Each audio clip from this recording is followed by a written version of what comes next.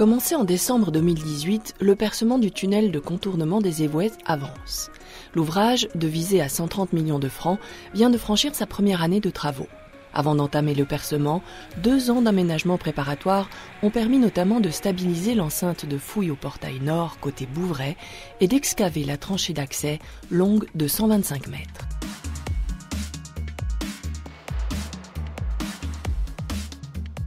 Les grandes étapes dans ce projet, l'élément principal, c'est le tunnel qui est long de 657 mètres. De part et d'autre de ce tunnel, on a des tranchées couvertes qui se poursuivent avec des trémies et après, on a le raccordement au réseau existant par un aménagement de la chaussée. Pour ce faire, nous allons construire un rond-point dans la partie nord pour permettre l'accès à cet nouvel aménagement long de 1450 mètres en direct pour qu'il n'y ait plus de voitures qui traversent le village des Évouettes.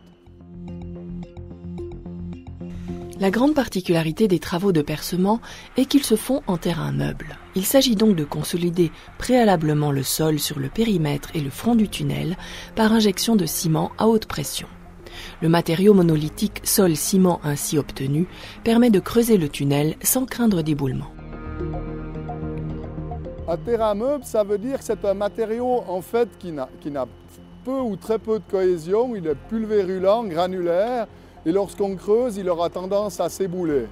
Et pour éviter de ça, on va employer une technologie qui s'appelle la technologie du jetting.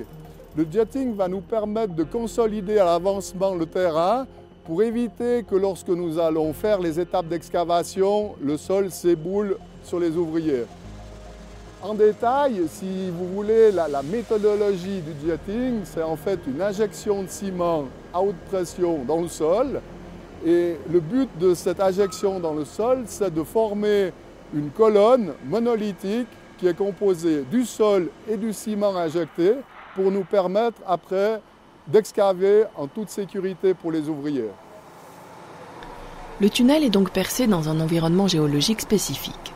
Une attention toute particulière est portée par les professionnels de la géologie.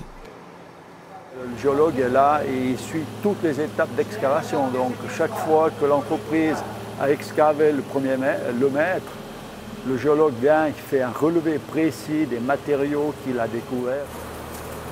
Le risque serait d'avoir tout d'un coup une poche d'eau qui arriverait dans la partie du front d'attaque lors des excavations. Ça serait surtout ça, quoi. Mais pour l'instant, les sondages de reconnaissance n'ont pas détecté d'eau. Les ouvriers travaillent avec le procédé du jetting, une technique qui consiste à créer des colonnes de béton de 12 mètres de long et 82 cm de diamètre. La machine qui fore pèse 65 tonnes et déploie un bras de 18 mètres. Si vous voulez, dans le cadre de l'exécution, on doit réaliser tout d'abord une série de colonnes jetting sur tout le périmètre du tunnel. Ces colonnes horizontales font 12 mètres de long. Ensuite, d'une fois que ces colonnes sont réalisées, nous pouvons procéder à une étape d'excavation qui fait 1 mètre. Nous mettons en place le béton projeté, ensuite les cintres et nous remettons ensuite une nouvelle couche de béton projeté entre les cintres pour consolider le tout.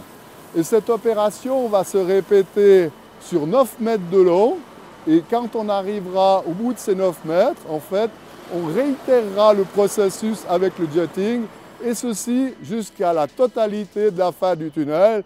Donc en gros 657 mètres, 1 mètre par jour, donc 700 jours pour faire l'avancement du tunnel et uniquement le tunnel.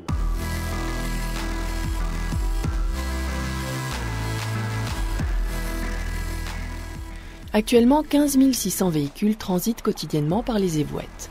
L'objectif est de fluidifier ce trafic, ainsi qu'assurer la sécurité et le confort des usagers et riverains. Le contournement du village prévoit encore un giratoire de raccordement sur la route cantonale côté Bouvray, ainsi qu'une liaison côté Vouvry avec le giratoire de la H144. Ces travaux avanceront en parallèle au percement du tunnel pour une mise en service de la déviation des Évouettes prévue à ce stade au premier semestre 2023.